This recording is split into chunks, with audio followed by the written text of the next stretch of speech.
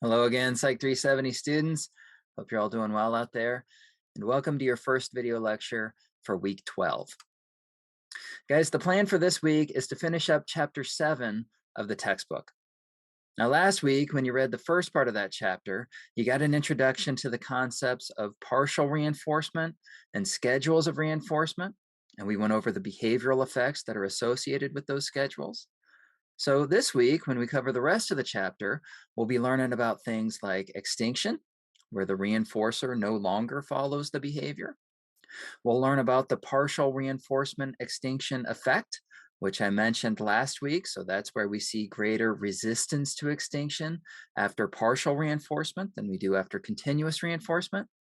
And then the last few pages of the chapter are devoted to a discussion of choice and an important principle of choice called the matching law.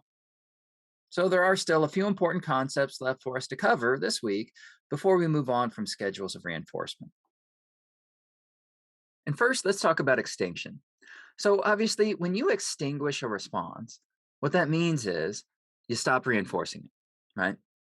That's what extinction is in operant conditioning. It's where a behavior that had previously gotten reinforced is now no longer getting reinforced. And so it's like you remove the reinforcer from the contingency, right? So now when the response occurs, even when that response occurs in the presence of the discriminative stimulus, the reinforcer does not occur as a consequence. So that's what extinction is. Your book describes it as an FR infinity schedule of reinforcement, which is kind of an interesting way to look at it. So during extinction, an infinite number of responses are required to produce the reinforcer. And so, of course, that reinforcer is never going to occur, right? The animal can't make an infinite number of responses. And the end result of extinction is obviously that the response gets weaker. It gets extinguished, as you can see in this cumulative record. So the line in this cumulative record is getting more and more flat, right? It's getting less and less steep as the response continues to go unreinforced. And eventually, the animal will stop making the response altogether. And so that's the most obvious effect of extinction in operant conditioning. We see this overall decline in the rate at which the animal performs the response. However, the initial effect of extinction is often quite the opposite. So at first, when that response first stops getting reinforced, we often see what's known as an extinction burst, which is where the response actually becomes more frequent for a little while. There's this burst of responding that occurs right at the beginning of the extinction phase. So for example, this graph is from a study where babies in an experimental group were first reinforced for moving their arms. So they'd have a string attached to their wrist, and the other end of the string would be attached to a mobile. So when the babies moved their arms, that would make the mobile move. So they learned to make those arm pulling movements during this learning phase of the study. But then during extinction, the researchers disconnected the string from the mobile. So now the arm movements would no longer activate the mobile. And as you can see here, when they did that, there was an initial increase in the frequency of that behavior. So there was a burst in how often the babies moved their arms, and that burst occurred right after that behavior first stopped getting reinforced by the movement of the mobile. So that's a good example of extinction burst. And of course, adults often do the same thing. We exhibit extinction bursts too. So for example, if my computer mouse suddenly stopped working, if the battery died, if me moving my mouse was no longer reinforced by me seeing the cursor move, then what do you think I'm likely to do? What's my initial reaction likely to be? I'll probably move the mouse more at first, right? So, right when a response first stops getting reinforced, right when it first gets put on that extinction schedule, we often see this temporary increase in that response. And again, that's called an extinction burst. Now, as your book points out, these extinction bursts can sometimes be problematic in behavioral therapy, okay? Because they can give the impression that the therapy has actually made things worse instead of better. So, for example, if you have a child who's throwing lots of temper tantrums, then you might decide, or you and a therapist might decide, that to reduce the frequency of those tantrums, you're going to ignore them when they happen. So, you're going to try to extinguish this behavior. But from the child's point of view, Throwing temper tantrums is a behavior that in the past has probably gotten reinforced, right? It's resulted in the kid getting something they want, whether that's a snack, a toy, attention, or whatever. So in the past, this behavior of throwing tantrums has gotten reinforced. Well, if that behavior suddenly starts going unreinforced, like it will during extinction, then the kid's first instinct probably isn't going to be to look for other ways to get those reinforcers, right? At first, we're probably going to see an extinction burst. The kid's probably going to kick and scream and go nuts even more often and to an even greater extent. And when that happens, the parents might be tempted to give up on the extinction strategy. So the extinction burst might make them think that this treatment isn't working, that it's actually making the tantrum problem worse. And so they might cave and finally reinforce the kid. I mean, they might finally give the kid the attention they want, let them have the toy or the privilege they want, or whatever.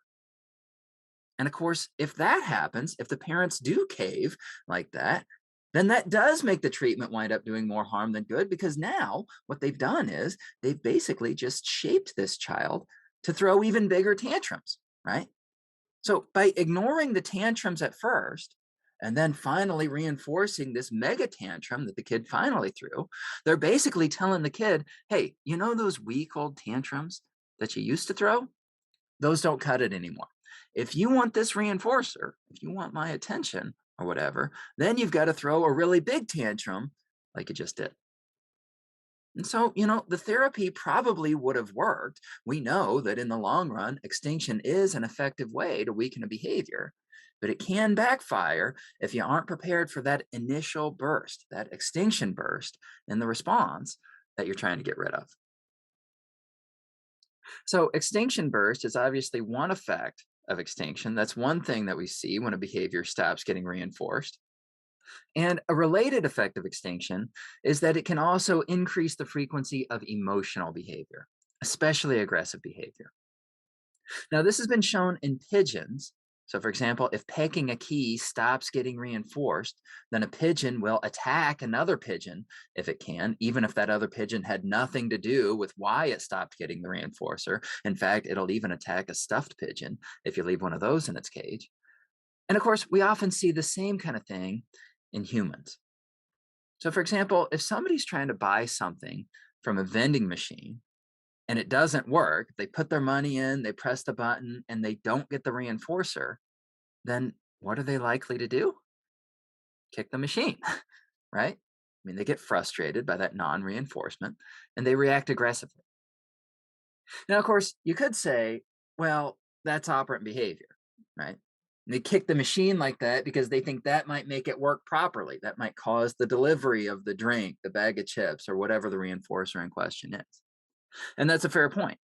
But extinction can also bring on aggressive behaviors that clearly won't help the person obtain the reinforcer. And I have a quick video to show you now that'll illustrate that point.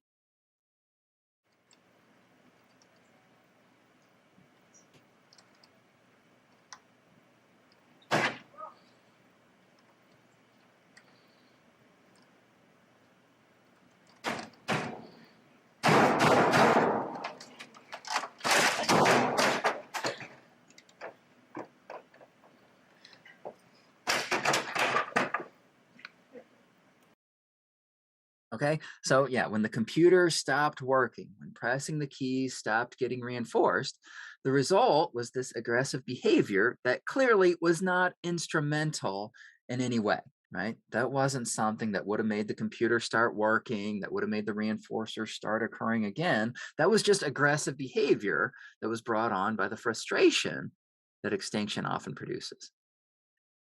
So increases in emotional behavior, particularly increases in aggressive behavior.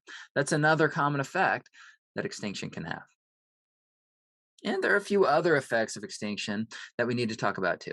So something else that we sometimes see during extinction is the reappearance of other previously reinforced behaviors, even though those other behaviors have themselves been extinguished.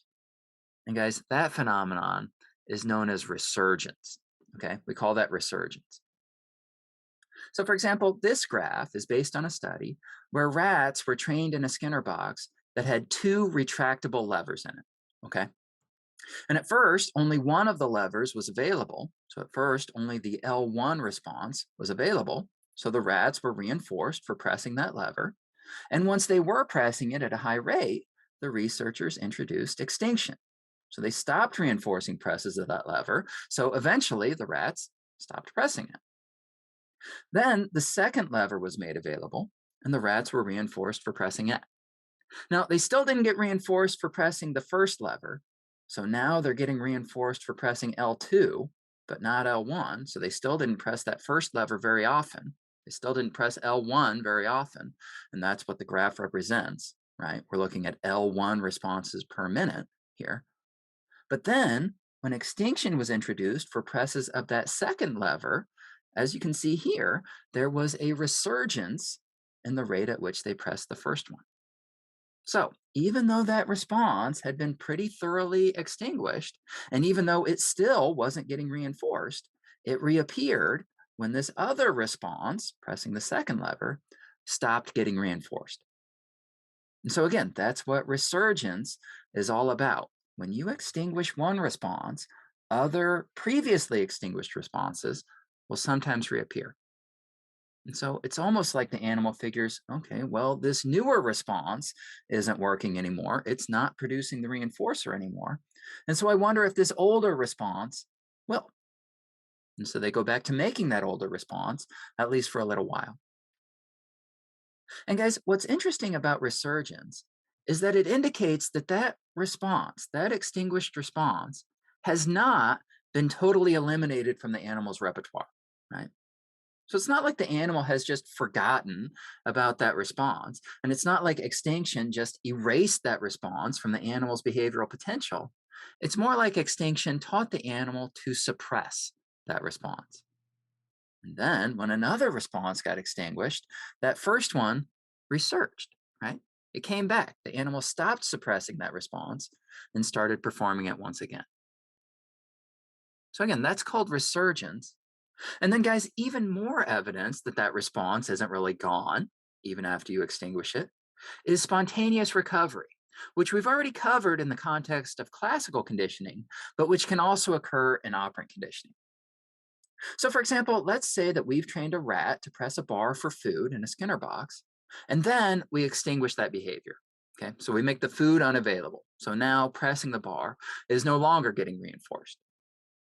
Well, as you can see in this graph, there's probably going to be an initial increase in the frequency of bar pressing, right? We're probably going to see an extinction burst at first, and then that frequency will drop off. But even if that extinction session is very long, and even if it looks like the rat has completely given up on pressing the bar by the time we take it out of the Skinner box, the next time we put it in there, guess what it's probably going to do? Press the bar, right? So it'll probably press the bar again, especially if it's been a while since it's seen that bar, especially if it's been a while since it's been in the Skinner box. So it will recover the response, right? And it will recover that response spontaneously. So, in other words, you don't have to reinforce the rat again for pressing the bar. That's not necessary. Instead, it will recover that response spontaneously. It'll recover it simply because some time has passed since the animal was last in that situation. And so, again, it's almost like the animal thinks, well, the last few times I've done this, the last few times I've made this response, I haven't gotten reinforced for it. But, that was a while ago. So, just in case something has changed since then, I'm going to go ahead and try making that response again. And so that's what it does. Now, obviously, that's a pretty anthropomorphic way of explaining the animal's behavior, right? We have no way of knowing whether it's actually thinking that way when it demonstrates spontaneous recovery. But it does behave as though it's sort of checking on whether this behavior is back to producing the reinforcer again. So, guys, in addition to extinction burst, resurgence and spontaneous recovery are two more phenomena that parents, teachers, and therapists really have to make sure they're aware of if treatment strategies based on extinction are going to work. Now, if it doesn't get reinforced again, a resurgent or spontaneously recovered behavior will decrease again soon enough. And the amount of spontaneous recovery will also decrease over time, as you can see in this graph. But if that behavior does get reinforced again, when it appears again, then we could get a phenomenon like rapid reacquisition happening, right? We could see the person reacquiring those undesirable behaviors again because they'll quickly learn to associate them again with the reinforcers that they're now back to producing. So, guys, the moral of the story here is just that once you've extinguished a behavior, you really have to be ready for it to reappear, whether that's due to resurgence or due to spontaneous recovery. And so you have to be ready to re extinguish that behavior if and when you need to. Okay, well, guys, one last effect of extinction that I want to talk about in this video lecture is that it also tends to increase the variability of a person's or an animal's behavior. So once the initial extinction burst is over with, animals do seem to realize that this previously reinforced response isn't producing the reinforcer anymore, and that they need to do something else to get it. And Skinner was actually the first one to report this. So he found that if he stopped reinforcing rats for pressing a bar, then during that extinction phase, his rats would change things like how long they held the bar down, how hard they pressed it, which paw they pressed it with, and so on. And so extinction does tend to increase the variability of behavior like that. Animals do tend to try new things when one thing stops working. And as I've said on the slide here, it's that tendency that makes it possible to shape new behaviors. So remember, with shaping, what you do is after you've been reinforcing one approximation of the goal behavior for a little while, you then stop reinforcing it, right? So you make it so that now that's not enough to get the reinforcer anymore. And guys, the fact that the animal is going to emit this range of behaviors at that point, the fact that there's going to be this increase in the variability of the animal's behavior means that that animal might go ahead and perform a closer approximation of the goal behavior. So in other words, one of those new things that it tries when you stop reinforcing the old thing might be something that's a bit closer to what you ultimately want the animal to do. And so, of course, that's what you're going to reinforce. So the point here is just that shaping is really facilitated by the fact that when one behavior stops getting reinforced, the animal is going to mix things up, so to speak. It's going to vary its behavior.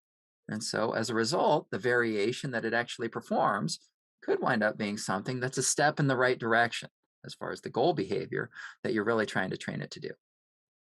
So, guys, this effect, this increased variability of behavior effect that we see during extinction, is actually a good thing. Not only does it make sense from the animal's perspective, but it also enables shaping to occur. Again, like I said before, it really facilitates the shaping process. Okay, so make sure that you're familiar with all those different effects that extinction and operant conditioning tends to have. That's all I have for you for this video lecture, though. So please let me know if you have any questions about this stuff, and I hope you have a great day. Take care.